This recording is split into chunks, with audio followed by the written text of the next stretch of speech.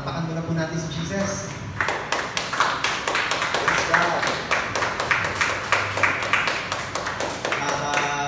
Blessed po knowing that the goodness of the Lord is running after us.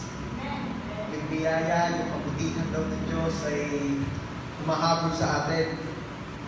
Grabe yun, ano? At yung pong katotohanan iyon, galing din mismo sa salita ng Diyos, ay magbibigay sa atin ng kalakasan at pag-asa na kahit nga po tayo ay humaraan ngayon sa ganitong sitwasyon, ay alam natin na ang goodness ni Lord ay humahabol sa atin araw-araw ng ating buhay. Wow! Sabi po sa Awit 23:6, Awit 23:6, kabutihan pag-ibig mo sa akin di magkukulang. Siyang makakasama ko habang ako'y nabubuhay at magpakailanmay sa bahay ni Yahweh mananahan. Sa English version po, sinabi po ng psalmist, surely God's goodness will follow me all the days of my life. Siya daw, yung psalmist, ay nakakasigurado na ang kabutihan daw ng Diyos ay hahabol sa kanya araw-araw ng kanyang buhay. Kagaya kung kinakanta natin kanina, ano? The question is, paano itong psalmist na ito, mismo si David, ay nagkaroon ng kasiguraduhan na ang goodness ni Lord ay hahabol sa kanya araw-araw ng kanyang buhay? Paano siya nagkaroon ng ganung assurance, ng ganung security, ng ganung kasiguraduhan? Kasi napaka-confident niya i-claim na surely, sigurado ako na ang goodness ni Lord ay hahabol sa akin. At hindi. Kaya ngayon pag-uusapan natin, paano nga ba magkaroon ng ganung klase ng biyaya? Yung biyaya na amidst what is happening sa paligid, ay meron kang ganitong klaseng assurance na ang Diyos ay mananatiling mabuti sa iyo at hahabol sa iyo ang kabutihan niya. Wow! So, bago po natin pagpatuloy, tayo muna po mag-pray. Lord, marami pong salamat sa biyaya na ikaw ay masamba namin. Kayo po ay mahandugan namin ng mga papuri at pasasalamat. Kayo maawitan namin. Salamat po sa opportunity na kami po ay makapag-usap, mapag-aralan namin ang iyong salita. Salamat po, Lord, dahil bagamat kami po ay dumaranas ng ganitong sitwasyon ngayon sa buhay, ang biyaya niyo po ay masagana. Salamat, Lord, sa kakayanan na makapag-live streaming, maabot pa rin po namin yung mga hindi maka-attend sa church. Salamat po sa biyaya na makarating ang aming mga kapatid na kasama namin dito ngayon. Thank you so much, Father. And also po, Lord, thank you for your goodness. Thank you for your unfailing love. Salamat po, Panginoon. Lord, we dedicate to you this day. We dedicate to you this service. We dedicate to you lahat ng aming pag-uusapan. Hayaan niyo po na lahat ng aming masasabing salita ay yung gusto mo lamang ipahayag at huwag yung ganang atin lamang. Bless the lips of your servant as you bless the ears and the heart ng mga makikinig. Hayaan niyo, Lord, na maging crystal clear ang lahat namin pag-uusapan. And we pray, O Lord, we ask in the name of Jesus, na right after po ng service na ito, ang bawat isa po ay mapuno ng pag-asa, magkaroon ng peace of mind and heart, knowing na ang goodness niyo po ang siyang humahabol, mananatili sa aming mga buhay.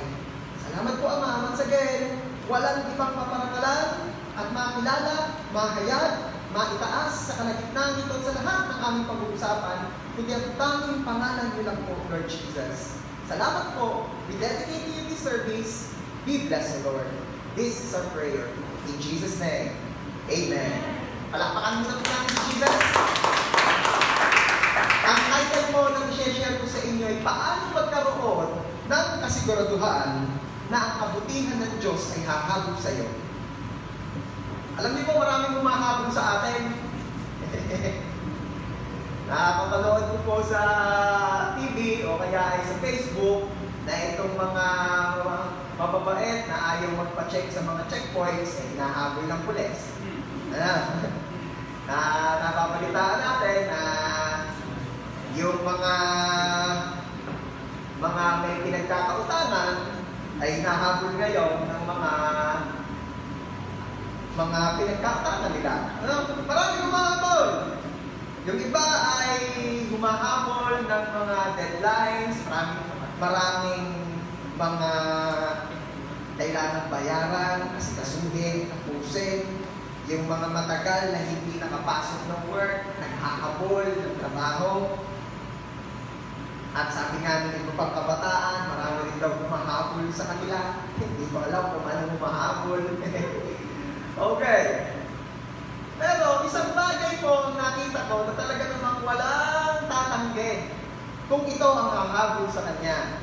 At ito po yung goodness ni Lord. Ano? Sino po rito ang nagsasabi na gusto niya kung may hahabol din lang sa akin, ay kabutihan na ng Diyos? Yes! Wow! Bakit hahabol?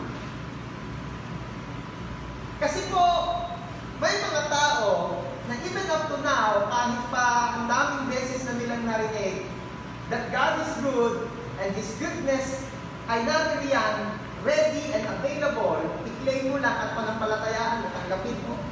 Marami pa rin, hanggang ngayon, hindi makapaniwala na the Lord is good and the goodness of God ay available sa kahit sino. Yes, merong tumatakbo sa goodness ni Lord. Kaya ang goodness ni Lord ay humahabol. Yung mga namang sabi ng Diyos, ako'y mabuti. Tanggapin mo ang kabutihan mo. Experience my goodness. Meron pa rin ayaw may experience yun. Kaya nga sabi ng Bible, taste and see that the Lord is good. Marami kita that God is good, but they don't want to try it. They don't want to taste it. At dahil ang Diyos ay sobrang buti at gusto niya maranasan ng maraming goodness niya, ang ginagawa ng Diyos, ipinapahabol ka sa kabutihan niya.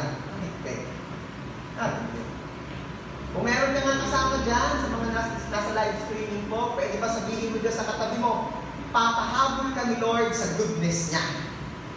Ano? Sa mga narito po sa church, sabihin mo, kahit 1 meter apart kayo, sabihin mo, ipapahabol ka ni Lord sa goodness niya. Papahabol ka ni Lord sa goodness niya. Alam niyo po nung time na isinulat ito ni David, hindi po talaga literally goodness ang kanyang na-experience na humahabol sa kanyang buhay that time. At totoo lamang po, that time na isinusulat ito ni David ay, oh my goodness, ang humahabol sa kanya. Ano? Anong humahabol? Oh my goodness. Bakit? Ay puro problema.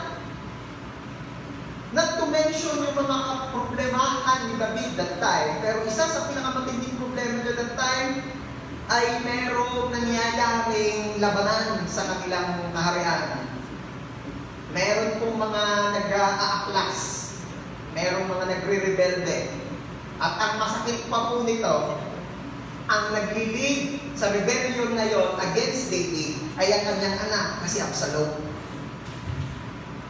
Kumbaga, kung may nagwe-well ka, patalsikin si David, patalsikin si David. Ang pinakamalakas ng sigaw at nasa unahan ng mumuno ay ang kanyang anak na si Absalom.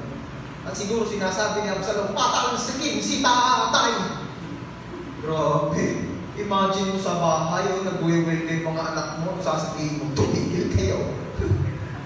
And during that time, ito po yung malaking problema for David. Kasi nga imagine, dami-dami niya minamanage sa kingdom na ipinagkatiwala ng Diyos sa kanya. At the same time, siya ay preacher. Ibig sabihin, siya yung prepare ng ipinipreach niya sa mga mananampalataya in that kingdom. What else? Siya po ay psalmist. Siya ay gumagawa ng mga kanta. And actually, Psalm 23 ay kanta. Hindi na lang natin nalaman kung anong tono. Kasi during during their time, walang way para makapag-record ng tono. Sayang ano, kung alam natin, may mga chords man lang, sana matutugtog natin yung sana. Hindi eh. Ano pa? Siyempre, siya ay tatay, siya ay asawa, ang dami-dami niyang inaasikaso sa buhay. Kaya nga sabi, ang dami-dami ko nang iniisip, dumagdag ka pa, Absalom. Sumabay ka pa at yung mga na-influensyahan kong mag-atla sa atin. Grabe, ang daming problema. Kaya, si David, na wala naman talagang ibang ginagawa kundi ang umasa sa Diyos. Sino magaya ni David dito? Asa-asa na kayo? Lumapit sa Diyos hanggang sa naisulat niya ang Psalm 23 na nagsasabing, "The Lord is my shepherd." Ang Diyos ang ating pastor. Hindi niya ako pinagkukulang. Ilalayo niya ako sa aming kaaway, etc. At doon nga sa kahulingan ang sabi niya, sinisigurado ko na ang kabutihan ng Diyos ay hahabol sa akin araw-araw ng ating buhay. Kabaligtaran. Sabi ko nga sa inyo, hindi goodness talaga ni Lord ang i-experience ni David na humahabol sa kanya, kundi, oh my goodness, problema, trials. Pero ngayon, tingnan natin, paano nga ba nagkaroon ng ganong kasiguraduhan si David? Sa gitna po ng problema, ay nasabi pa rin niya, na panampalatayaan niya, na-claim niya, na ang goodness ni Lord ay hahabol sa kanyang buhay araw-araw. Sobrang powerful, na even up to now tayo ay nagkakaroon ng benepisyo dito. Na whenever may pagkakataon na tayo ay nadadown, nakakailangan ng encouragement, we're just declaring these words, the exact words na sinabi mismo ni David in Psalm 23. Paano ba siya dumating doon? Una, napansin po ni David na ang Diyos ay gumagawa ng mabubuting bagay. Number one, napansin ni David na ang Diyos ay gumagawa ng mabubuting bagay. Kung mapapansin po natin sa early part ng Psalm 23, nakalagay po doon, di ba? Ang Diyos, ang ating pastol, hindi niya ako pinagkukulang. Hindi na ako nangangailangan ng ano pa man sapagkat ako'y sapat. Nakita ni David na si Lord ay provider. Na si Lord, hindi siya pinagkukulang. Ano pa? Sabi doon sa Psalm 23, kung tutuloy po natin, inilalapit mo ako sa maayos na pastulan. Ibig sabihin, provision. Inilalapit mo ako sa provision. Inilalapit mo ako sa may pagpapala, sa may blessing. Sa ating panahon ngayon, it could be, nilalapit ka ni Lord sa opportunities to earn, to be blessed. Nakikita ito ni David. What else?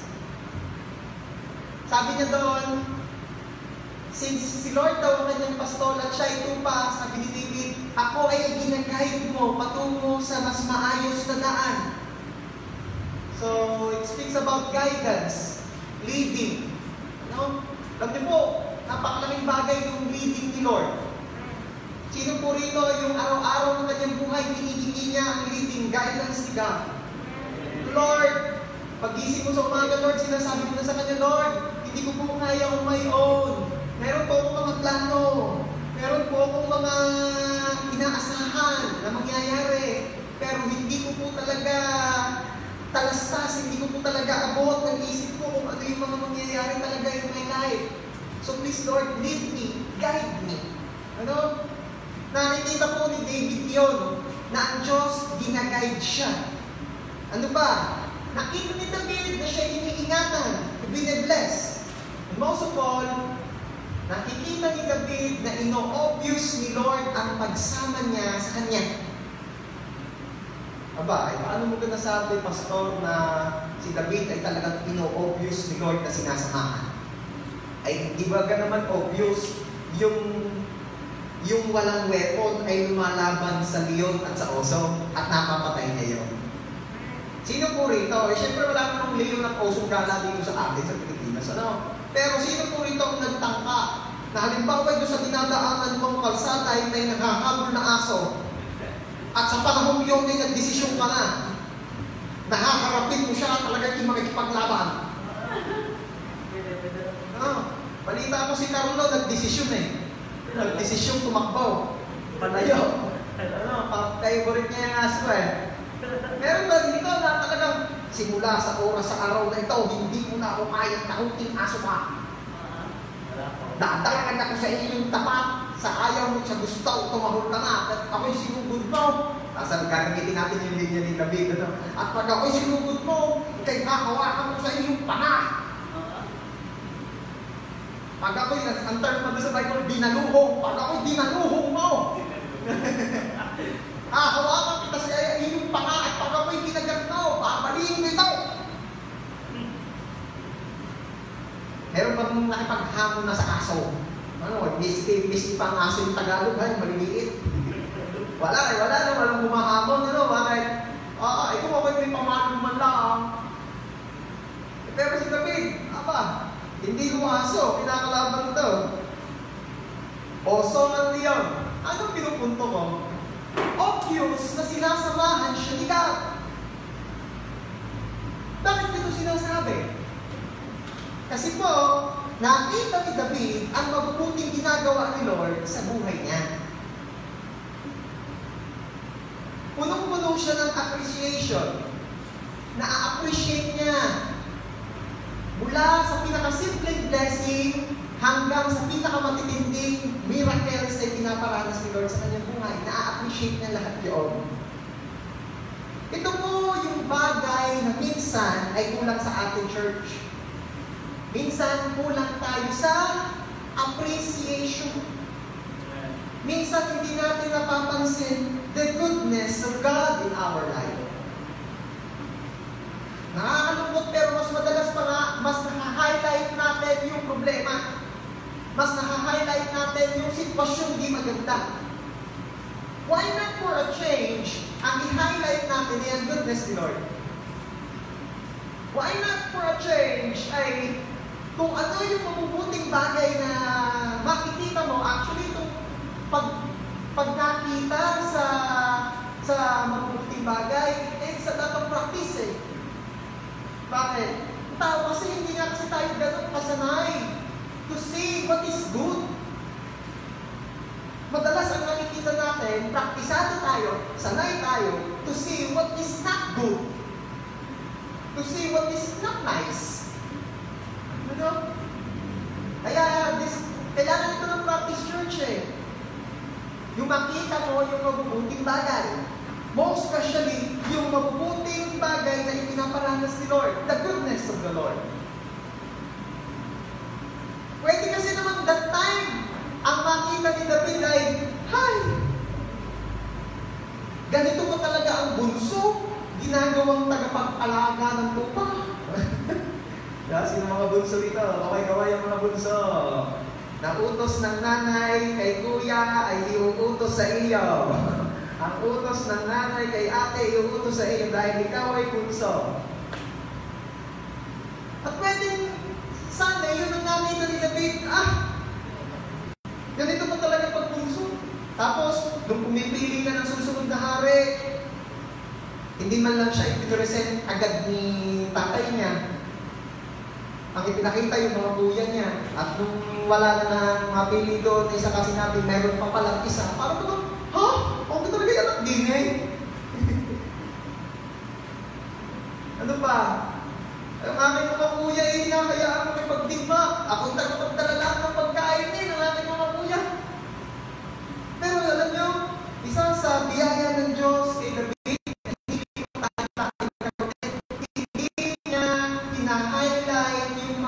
bagay sa buhay niya.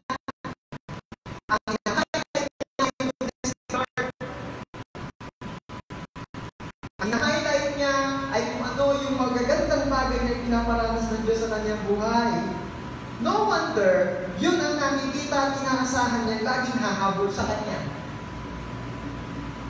Hindi na siya nagtataka na yung goodness ni Lord ang lagi niya nakikita. Bakit? Kasi yun ang lagi niya ina-appreciate. Yun ang lagi niyang pinapansin. Tingnan mo, testingin mo sa buhay, kapatid. Pag ang lagi mong pinapansin niya mga problemang yan, parang pag ang siya'y lumalaki sa iyong buhay. Pag ang pinapansin natin, di ba? Pag ang pinapansin natin yung mga problema sa buhay, ay nako, type na yan. Para bagang ang laki-laki na niya, nanunguna, namumroblema ka lamang dahil hindi ka makapag-SM. Yan, sino yung may problema na hindi ako makapag-SM? Natatakot kasi ako. Ano? At dahil lagi mong hina-highlight, tapos tuwing nagpe-Facebook ka, nakita mo, ay, ang sarap ng lasagna. Walang lasagna sa Rosario. Walang lasagna sa San Jose. Sa Lipa, meron. Hindi naman makapunta sa Lipa. Alam mo yung i-highlight mo yung problema. Nakaliit-liit naman, kung sa totoo sa'yo, hindi naman big deal. Hanggang mamaya pa, ay siya, ang laki-laki na niya. Ang punto, ang lagi mong pinapansin sa buhay mo, yan ang lalaki sa iyo. Kung alin ang lagi mong pinapansin sa buhay mo, yan ang talagang laging magpapapansin at hahabol sa iyo. Pastor, alam ko na, ako tips sa iyo para hindi ako mabuli ng mga pinagkakautangan kung di ko mapansinin. Sala, hindi yan. Hindi yan. Papansinin mo yan, may kompromiso na pag-usap ka ng maayos. Na sinasabi ko yung problema. Oo nga, pastor, problema nga siya. Hindi siya problema. Ang problema yung may utang ka, hindi problema yung pinagkakautangan. Blessing nga yan eh. Blessing in disguise eh. Ginamit ni Lord para mapaluwagan tayo. May obligation ka. Okay. Wala akong may utang na pastor. Hindi ko nagpaparanig si pastor. Hindi ko mahilig magparanig si pastor. Sinasabi ko ng direkta. Okay. Kaya kung may papansinin ka na rin lang kapatid, ang pansinin mo yung goodness ni Lord. Sino po rito nagsasabing gusto niyang habulin siya ng goodness ni Lord araw-araw ng ating buhay? Pansinin mo! I-highlight mo! Lagi mong i-declare! Pag-isip mo pa lang sa umaga, magkakanta ka na, your goodness is running after, it's running after me! Kaya mong magdeklara ka, pansinin mo. Pastor, hindi po ako nakakapag-SM. Kagaling nakakatipid ka. Appreciate God's goodness. Pinahintulutan ni Lord ng mga bagay na yan sa ikabubuti pa rin ng mga umiibig sa Kanya. God is preserving us, protecting us. Meron akong isang type group member nalulungkot siya kasi nagkaroon siya ng problema at dahil doon sa problema ngayon, yung mga plans niya sa buhay, sa kanyang career, hindi niya ma-push through dahil nagka-problema nga siya. Alam niyo kung ano sinabi ko sa kanya? God is protecting you. Bakit? Kasi kung hindi ka nagka-problema ng ganyan, na i-push through mo yung plano mo sa career mo,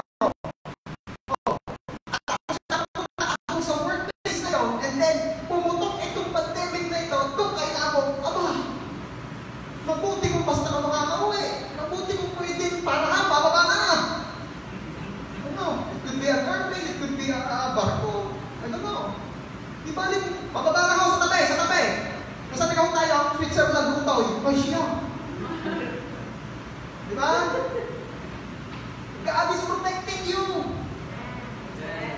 Minsan, yung mga detour ni Lord sa buhay is not to destroy us, but to protect us.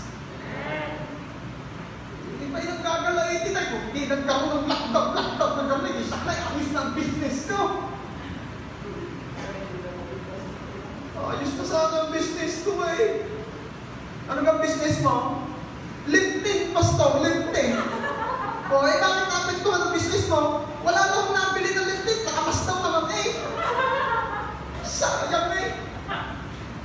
Tapos may nabalitaan mo, yung palang brand mo ay hindi maganda sa labi. Hindi pala maganda, hindi pala siya approved ng mga kusing mo nag-check nyo. Ano sasabihin mo? Thank you Lord. Iniligtas mo ako sa tiyak na kapahamakan. So again, church, yung mga detours ni Lord sa buhay is not to destroy you or to destroy your plan, but to protect you. Because God loves you so much. Alam niyo, napapansin ko, sa panahon ito, nang hindi ka ka nga basta makalabas ng bahay because of what is happening around, ay mas lalo nagkakaroon ng time na magbanding ang pamilya. Mga wife, kung ang iyong husband ang magaling magluto sa inyong dalawa, ito na ang pagkakataon mo, magpaturo ka magluto. Ito yung opportunity. Let's take this as an opportunity, as a blessing. Okay? Sabihin nga natin lahat, maging yung mga nasa live streaming po natin kapatid. Ang goodness ni Lord, ang pansinin mo. Sige, sabihin mo sa sarili mo, ang goodness ni Lord, ang pansinin mo. Para yan ang lumaki sa'yo. At yan ang humabol sa'yo. May mga nakakausap pa kayo nagsasabi, ang laki-laki ng problema ko. Ang laki-laki ng problema ko. Ang laki-laki ng problema ko. Alam mo ba't malaki? Pinapansin. Pinopokosan. Masyadong i-highlight sa buhay. Oh, I remember when David, nung si David po ay dumating doon sa lugar.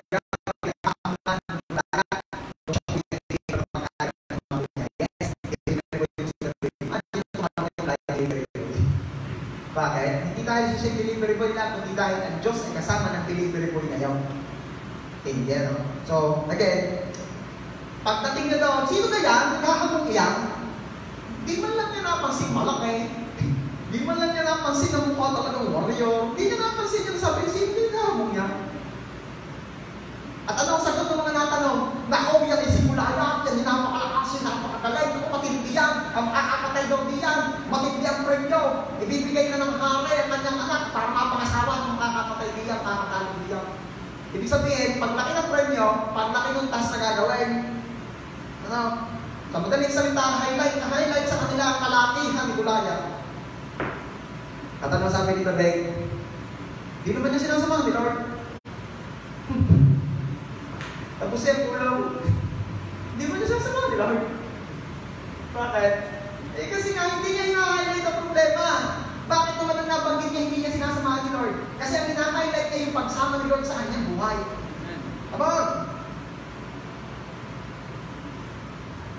Maging aware tayo sa goodness ni Lord and you will see kung dati puro negative lang ang napapansin natin, ngayon iba na.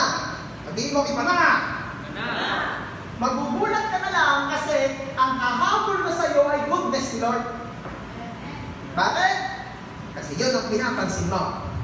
Tinagamit ko ng minsan illustration kung ulitin ko lang pala bago ako mag-proceed sa number 2. Balikan natin yung paboritong hayop ni Carlo. Aso. Tingnan niyo yung mga aso. May tatahulin. Huwag mong pansinin, hindi ka habulay. Tama?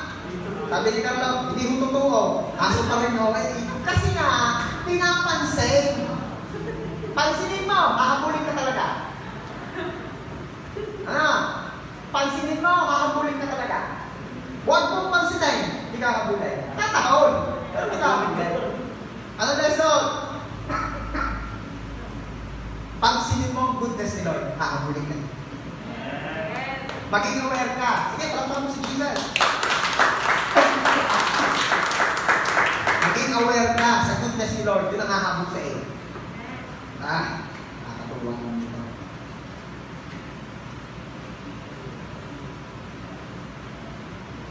Ang Diyos ay gumagawa ng mabubuting bagay.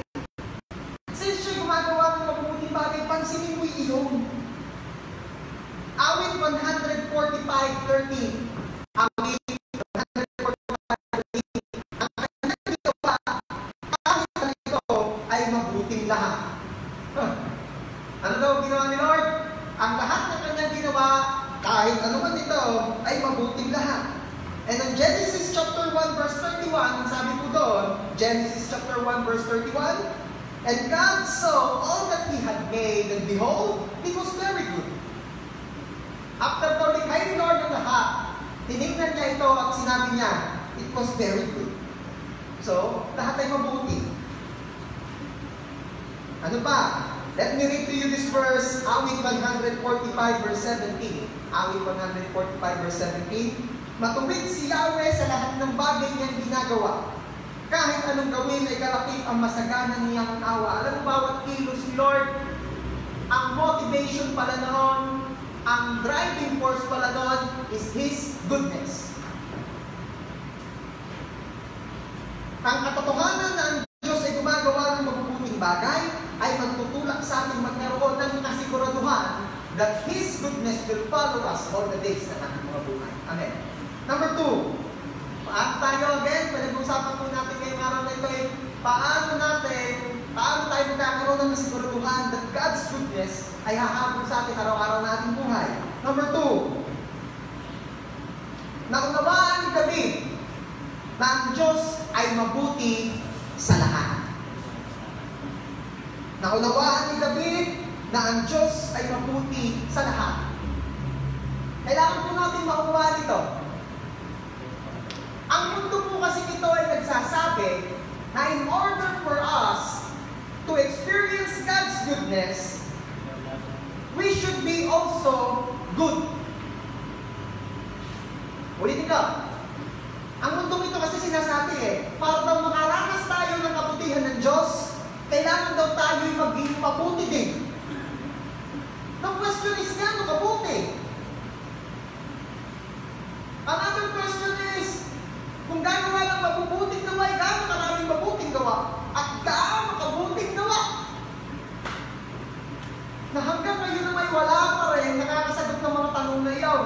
Kaya kung pagbabasihan para makatanggap ka ng goodness ni Lord na kailangan ito'y mabuti rin, ay hanggang ngayon na hindi pa nasasagot yung mga criteria niyo kung paano at kung gaano kabuti, ay paano? Sino pa makaka-experience ng goodness ni Lord kung hinihintay pa rin masagot ang mga tanong na iyon? Come on! Kaya nga po, ang diniklara ng Biblia ito, na ang biyaya ng Diyos ay tinatanggap natin, hindi dahil sa ating mabubuting gawa. Hindi dahil sa tayo'y mabuti. Ang biyaya o ang kabutihan ng goodness ni Lord ay available sa lahat. Sabihin mo nga, ang goodness ni Lord ay available sa lahat. At kasama ako doon. Revealed po ito kay David. Kasi kahit sa kanya na isang makasalanan ay mabuti si Lord. Alam niyo naman kung gaano kabait si David. Hindi ko perfect si David. Marami siyang pagkukulang. Hindi ko ito sinasabi dahil ako'y walang pagkukulang. Sinasabi ko ito dahil yun ang totoo. At miski ako ay may pagkukulang. Pero pinupunto ko lamang, church, revealed sa kanya na si Lord ay mabuti kahit siya ay may mga, kahit si David ay may mga pagkakataon, hindi siya ganong mabuti. Imagine nga naman natin, church, kung ang goodness ni Lord ay nakabase sa goodness natin. Tayo na ang pinakakawaawang nilalang. O baka nga, hindi na tayo manatiling buhay. Kailangan natin maunawaan na ang goodness ni Lord ay hindi nakadepende sa goodness natin. Kasi, sabi ko nga kanina, ang dami pa rin, even up to now, believing na in order for them to receive the goodness of God, they need to be good. Di ko naman sinasabi, please don't get me wrong, church. Di ko sinasabi, huwag ka na magpakabuti. Hindi ko naman sinasabi gano'n. Iba ang nararanasan na experience ng mga tao nagpapakabuti. Nagpapakabuti sa principle ng Biblia, sa principle ni Lord. Hindi yung principle ng mundo. Kasi pag sinabi ng mundo mabuti, ang mabuti yung kahit anong ialok mo, ay tinatanggap ko, mabuti yan. Bakit? Ay tuwing nadaan yan kami recession ng ginagawa pa namin hindi natanggi, mabuti yan. Yun ang pananaw ng mundo patungkol sa mabuti. Iba ang sinasabi ng Diyos. Kaya ang sinasabi na usapan natin dito ay yung kabutihan ayon sa principle ni Lord in His words. Amen ba? Amen. Kaya again, hindi ko sinasabi huwag ka lang magpakabuti dahil yung pala na may kahit di mabuti tatanggap ng goodness Lord, don't get me wrong. Pastor, itong sabi mo nga kanina, ay kahit hindi mabuti tumatanggap ng goodness ni Lord, anong goodness ni Lord na natatanggap ng mga hindi namumuhay ng may kabutihan? Itong nakita ko, yung chance na magbago. Dahil hanggang ngayon, buhay pa sila. Para sa aking goodness na yun. Kasi imagine if our God ay hindi po ng Diyos na pagka may pagkakamali tayo, tsak! Next! May mali ka rin, tsak! Ay, ubos! Napapatawa yan, no? Ubos! But God is so good na He is the God of second chances, He says.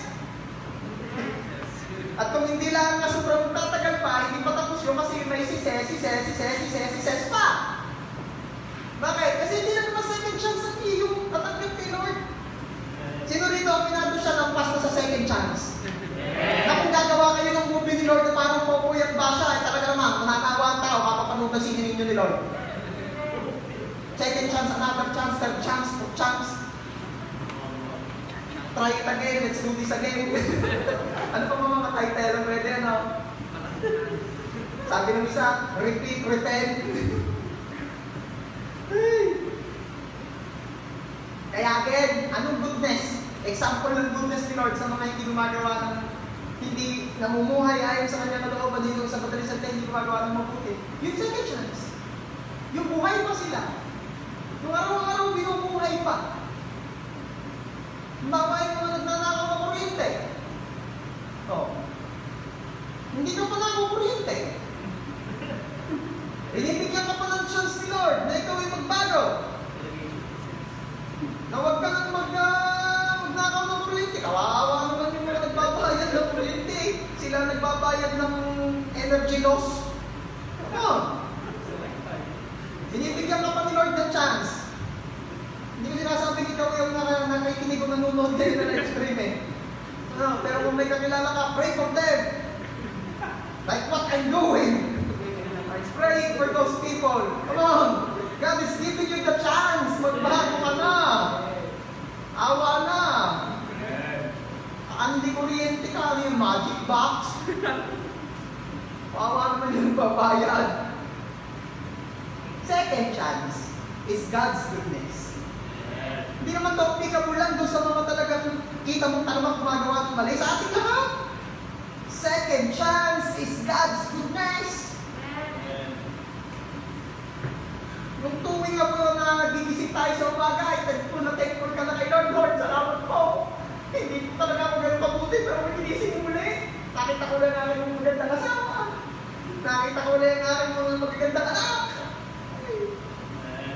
Salamat, Lord. At ngayon po'y linggo ulit, makikita ko na ulit ang ating mga kapatid sa Diyos.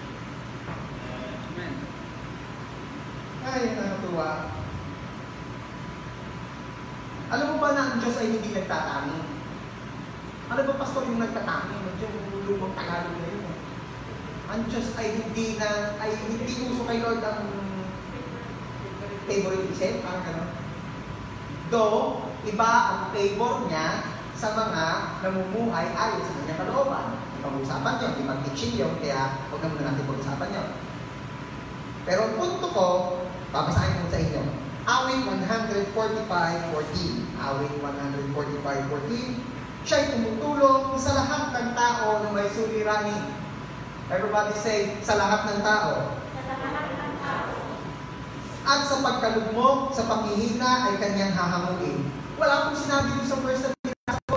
At siya ay tumutulong sa mga taong matutumidlaan. Tuloy natin. Verse 15. Lahat ng mga buhay ay tanging si Yahweh ang inaasahan. Siyang nagdudulot ng pagkain nila ang kinakailangan. Everybody say, lahat ng mga buhay. Lahat ng mga buhay. Hindi na naman nabanggit doon. Lahat ng mga buhay na namumuhay ng may katuwiran. Basta buhay, shoot sa goodness ni Lord. Kaya sabihin mo dyan sa katabi ko, buhay ka pa ka! Ano naman ito eh. Alam niyo, isa sa napansin ko, pag minsan sa live streaming, ay nakakatulog. Meron akong mga live group na gayon. Natapos nila yung live stream, nakakatulog po ako, ay may number 3 po pala. Ay, kala ko pa yung 1 at 2 lang, may number 3 po pala. Bakit hindi mo alam na may number 3? Nakakatulog po ako eh, conclusion ako pag-gising ko. Kaya sa lahat po na nandiyan sa live streaming, ay, huwag niyo po akong tutulugan. Okay. Tuloy natin. Verse 16 na tayo. Awit 145 verse 16. Binibigyan nila ng sapat na sapat. Binibigyan sila ng sapat na sapat. Hindi nagkukulang, anupat lahat ay may tinatanggap na ikabubuhay. Sabihin natin ngayon, lahat ay may tinatanggap. Kaya nga sabi ko sa inyo noon, ayuda ng Diyos ang iyong asahan.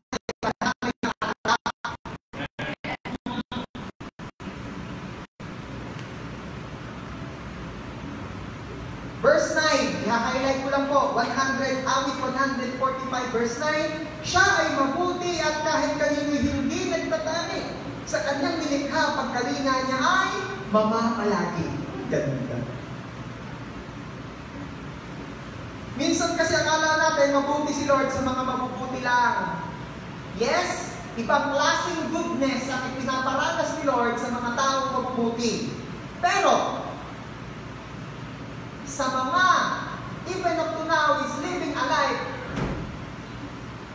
na hindi kalugod-lugod sa Diyos, maaari at majority sa kanila kasi na hindi pa nila na-experience si Lord.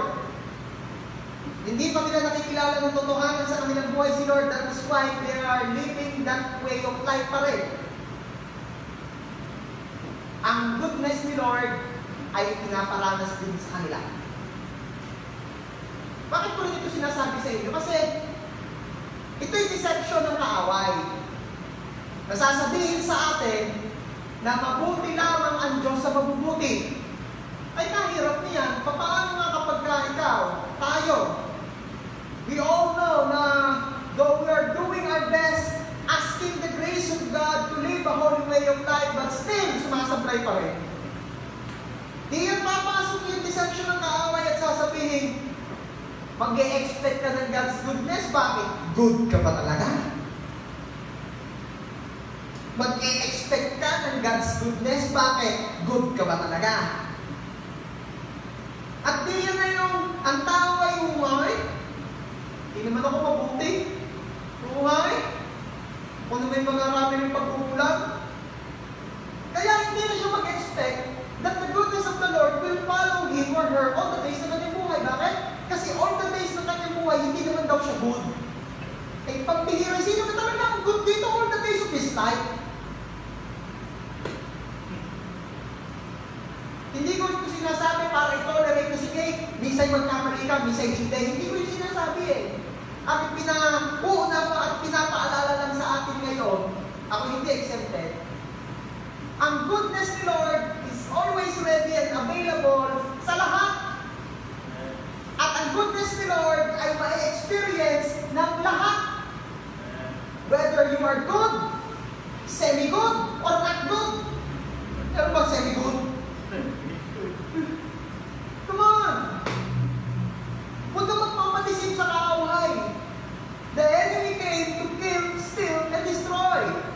He wants to kill your desire na mapalapit at umasa sa Diyos.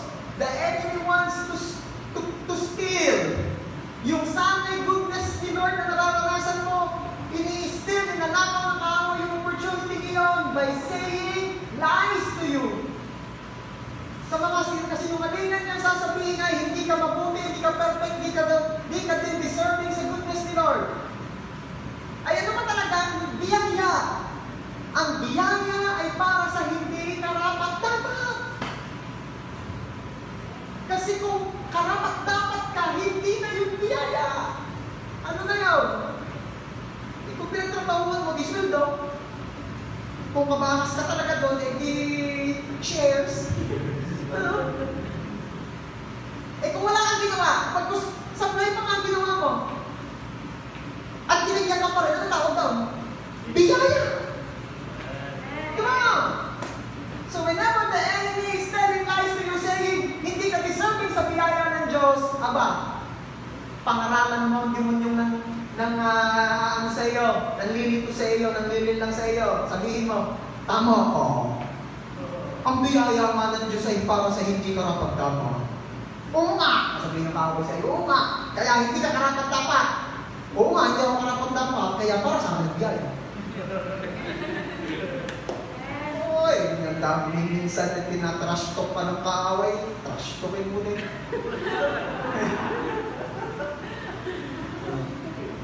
Papaalala ng demonyo sa iyo ay naalala mo ang iyong past. Diba? Nung sa araw, ginawa mo to, nung last year, ginawa mo to, nung nakarang ginawa mo to. Ano naman gagawin mo? Paalala mo sa kanya-kanyang future. Ito, magpasa tayo. Sa future mo daw, ganito mangyayari sa iyo. Tatapo ka sa lake of fire, doon ka na daw kukulong, hindi ka makakalis daw. Trash tulpan pala, ha? Alala mo yung mga leaders natin ng church, di ba? Nagtuturo siya, sabi niya, pagka daw siya'y nililin lang ng kaaway, tatawagin daw niya, magpasa tayo, my Lord! Ito, mga pangako ng Diyos sa akin! Ginagawa ko yun. Tahimik ka mga ng Reverend Day. Okay. Matibay na dahilan, yung malaman mo na ang goodness ni Lord ay available sa lahat for you to believe, for you to have this assurance that God's goodness will follow you all the days of your life. Sabihin nga natin lahat, ang kabutihan ng Diyos ay humahabol sa akin araw-araw ng aking buhay. Amen. Lastly, number 3. Number 3, paano tayo magkakaroon ng assurance that God's goodness will follow us all the days ng ating mga buhay? Dahil ang Diyos ay nangako na siya ay titigil sa paggawa ng mabuti sa atin. Woo! Ang Diyos ay nangako na hindi siya titigil sa paggawa ng mabuti sa atin. Sabi ko sa Jeremiah 32:40, I will make an everlasting covenant that I will never stop doing good to them. Ako ay gumagawa ng isang tipan na pang everlasting.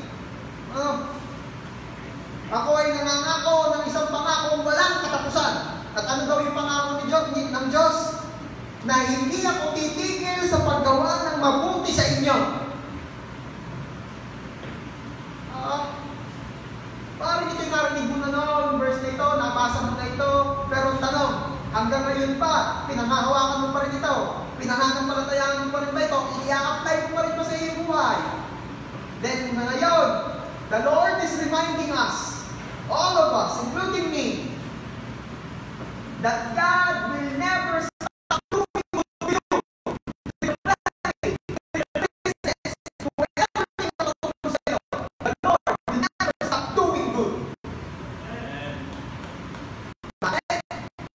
Kasi siya ay nangako.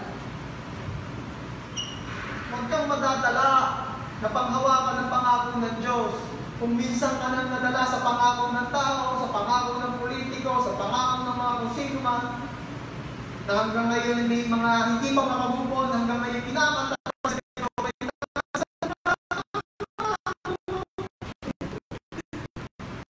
Come on, ibahin mo si Lord.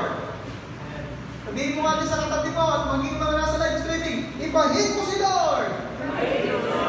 Si Lord, sabi rin naman sa Bible, ay hindi kagaya ng tao na kapag nangako ay hindi tinutupad. O minsan kalahati lang natupad. Yung sabi, isang sakong bigas daw ay pamimigay, nung dumating sa inyo, 2 kilo na lang.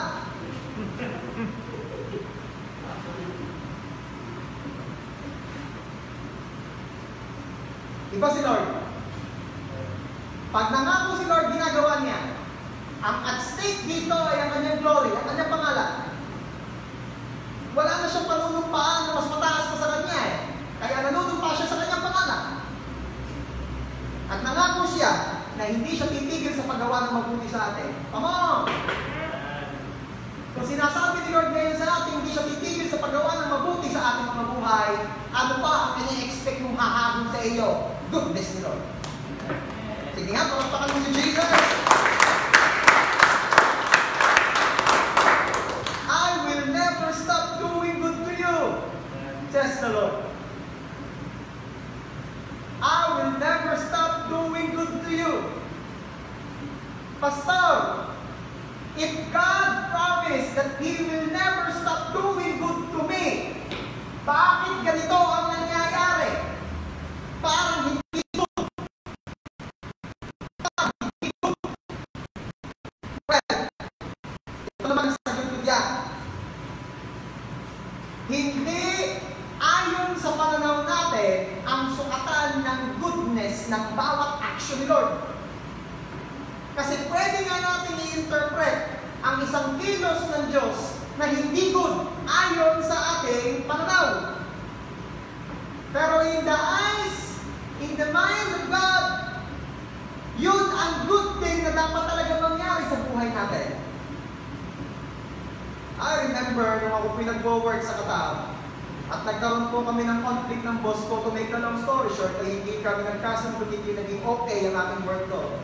During that time, sa isip ko, goodness ba talaga ni Lord itong mangyayari? Tama. Goodness ba talaga ni Lord itong nangyayari? Ang gumastos na ng magkano? Aking family, actually, ang gumastos, hindi ako. Wala pa akong paggastos doon eh. At marami akong plano, marami akong pangarap, na para pag hindi na nga mangyayari, pagka pinapauwi na sa Pilipinas. At maaaring, tatlong time na yun, sinasabi ko sa inyo yung totoo, hindi ko makita ang goodness ni Lord doon. Sino rito yung nawalan ko ng trabaho ay nagpapalakpak at naglulundag at sinabi ko ang buti-buti ng Diyos. Ito'y kabutihan ng Diyos sa buhay ko. Wow, kalugi ang negosyo ko, kabutihan ito ng Diyos sa buhay ko. Hindi ganun ba? Kaya hindi rin kita masisisi, kapatid. Even sa iyo nakikinig na yun dito sa live stream, hindi kita masisisi. If there were times na may mga bagay na inalaw sa iyo si Lord na mangyari at hindi mo nakita ang goodness yun ni Lord. Bakit? Eh, hindi abunday. Hindi about. Ano ka sabi ng Bible? For my thoughts, sabi ni Lord, this is not good. Hindi na tulad ng iyong thoughts. Na ang iyong pag-iisip, hindi kagaya ng iyong pag-iisip. Na kung babalikan natin yung kinikwento ko kanina ay, it turns out na yung parang mga hindi na goodness, ay goodness pala talaga ni Lord. Bakit? Aba, ay dahil that time, hinayaan ng Lord na mangyari yun for a purpose. Para hindi po lingkod ay magamit sa kung nasasaan ako ngayon. Imagine nyo nga naman kung hinayaan ni Lord na ako mamayagpag sa Qatar, hindi ako magpapastaw, magpapakayaman na lang siguro. Hindi ko na maiisip yung mga ngayon ay kaisipang inilagay ng Diyos sa akin. Kasi nung time na yun, ang alam ko lamang ay ako'y mag-iipon, papagawa ko sarili kong bahay, ang bibili sa sakyan, kung nakasawa, ako'y mamamayagpag. Ay puro yabang lang ang mga ginagawa. But thanks be to God! Kasi hinayaan niya mangyari yun for a purpose, a higher purpose. Yun ay para mas marami pang makilala sa Kanya.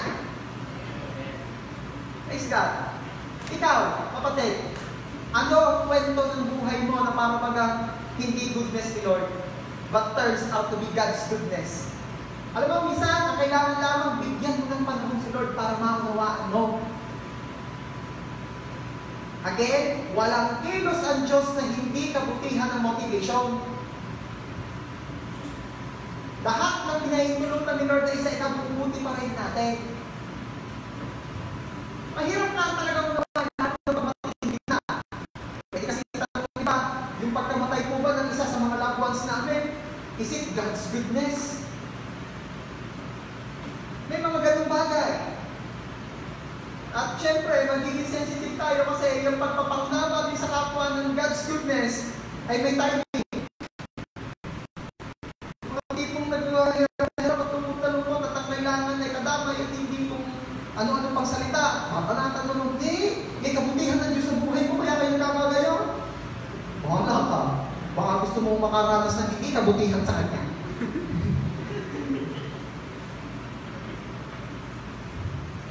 Timing din nga na. So again, ito na lamang iibag ko sa ito, church. Magkakaroon po tayo ng kasiguraduhan na ang goodness ni Lord ay hahabol sa atin araw-araw ng ating buhay dahil ang Diyos ay nangako na hindi siya titigil sa paggawa ng mabuti sa atin. At kagalaan po ng Diyos, nagawan ka ng mabuti. Ang sabi ko, kagalakan po ni Lord, nagawan tayo ng mabuti. It is His delight. Nagawan ka ng mabuti. Gawan ng kabutihan ng iyong pamilya. Gawan ng kabutihan ng lahat ng bagay patungkol sa iyo. It is His delight. Hindi kagalakan niya.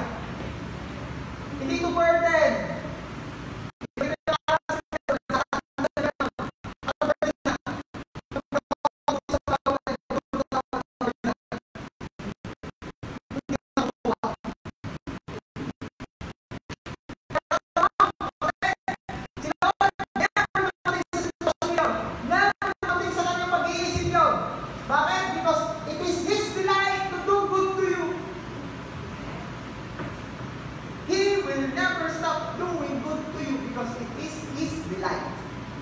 Sa hirap pigilan ng tao na gawin niya yung bagay na nakakapagpaligaya sa kanya.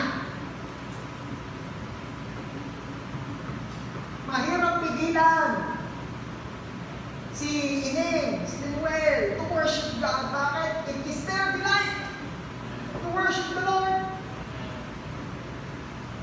Mahirap pigilan si Carlo magpapogi ng sasakyan. Bakit? It is His delight.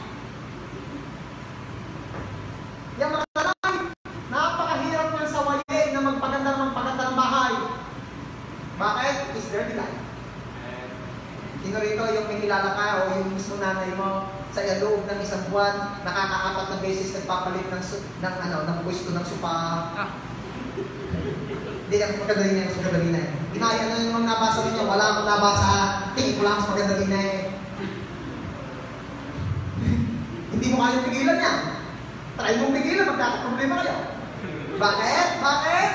It is her delight na pag-arain ng bahay. Meron nga ako mga kilala nag-upload eh. Sabi, makapagpagawa lang ako ng bahay, yung may magandang sala, may magandang sopa, magpupurgod na ako. Hindi mo maganda rin ng nanay.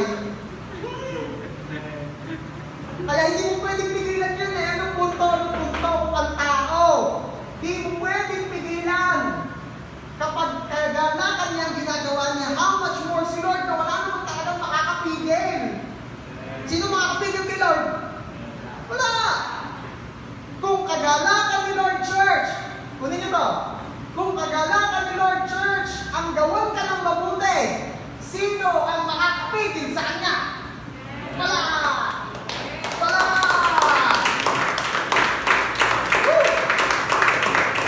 Kahit ang pandemic na ito, hindi kayang pigilan si Lord. Nagawan ka ng mabuti. Nagawan ng mabuti ang pamilya mo. Nagawan ng mabuti ang business mo. Mom! Nagawan ng mabuti ang church mo. Woo! Because God's delight ang gawan ka ng kabutihan. Nangako siya, He will never stop doing it to you. At magkakaroon ka ng assurance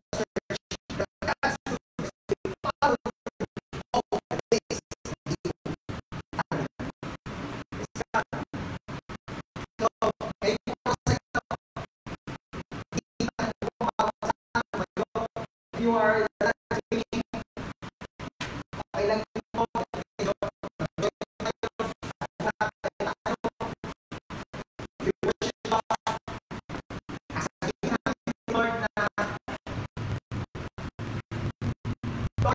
appreciate ko goodness mo.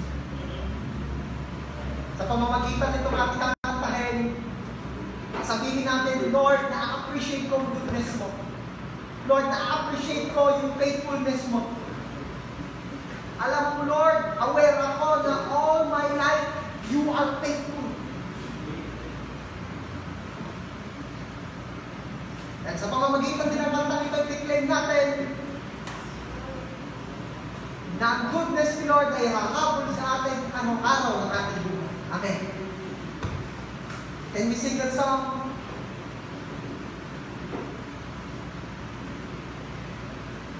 Hallelujah.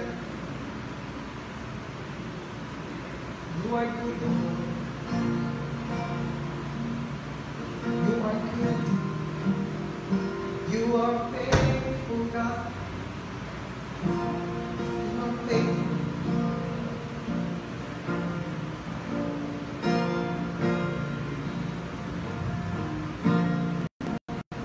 You You are faithful, Lord. Your goodness, mercy, goodness and mercy will follow us araw-araw ng aming buhay.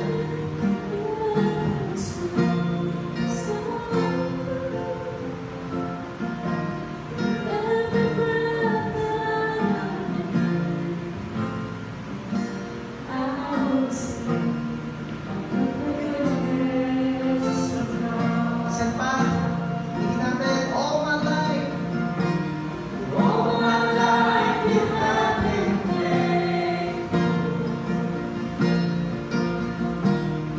All my life you have been so, so good.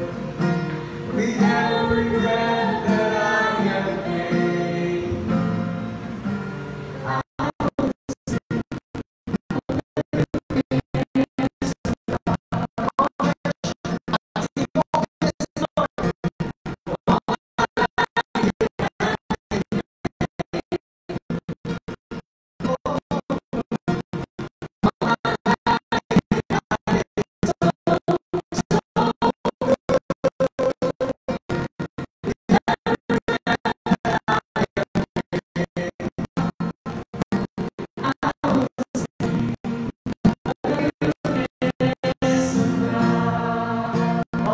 Let's continue to worship the Lord.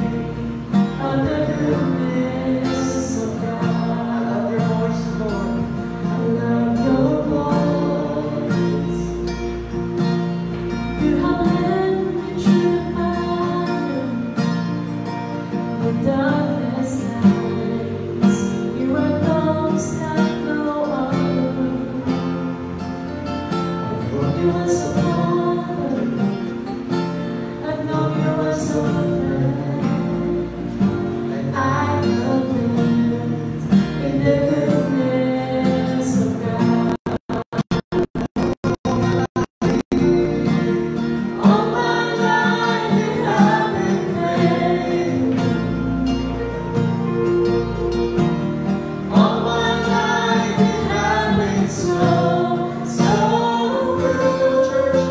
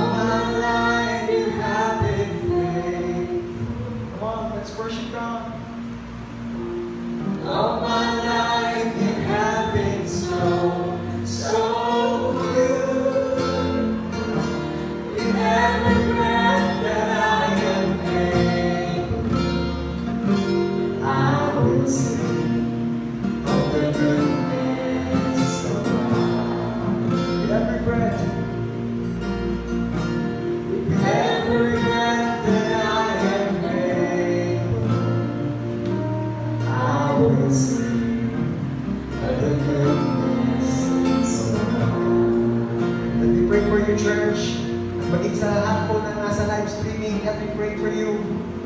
Father, thank you so much for reminding us once again na Ikaw ay Diyos na mabuti.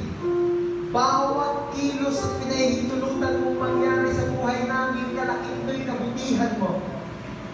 Lord, thank you for reminding us na Ikaw ay kumukuha ng kagalakan sa paggawa ng mabuti sa amin.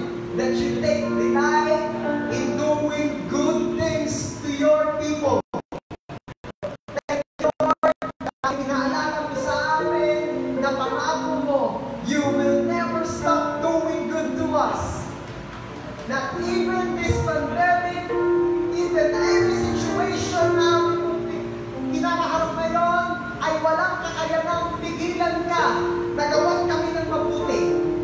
And Lord, thank you dahil sa pamamagitan po ng mga bagay na iyong mga pinaalala mo sa amin, once again, nagkaroon po kami ng kasiguraduhan sa aming mga puso, sa aming mga buhay, that your goodness and mercy will follow us every day ng aming mga buhay. This morning, Lord, I declare sa lahat po na narito sa church, including yung mga nag-join po sa amin via live streaming, I am declaring that the Lord will never stop doing good to you. That the Lord will never stop doing good to your family. That the Lord will never stop doing good to your business. That the Lord will never stop doing good to your church. I declare that God's goodness and mercy will follow you, will follow your family, will follow your church every day ng iyong buhay.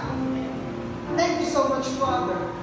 And again, Lord, sa lahat po na may experience, may enjoy namin goodness mo, walang ibang mapapurihan, walang ibang mapasalamatan, walang ibang maparangalan, kundi ang tanging pangalan mo lamang, Lord Jesus.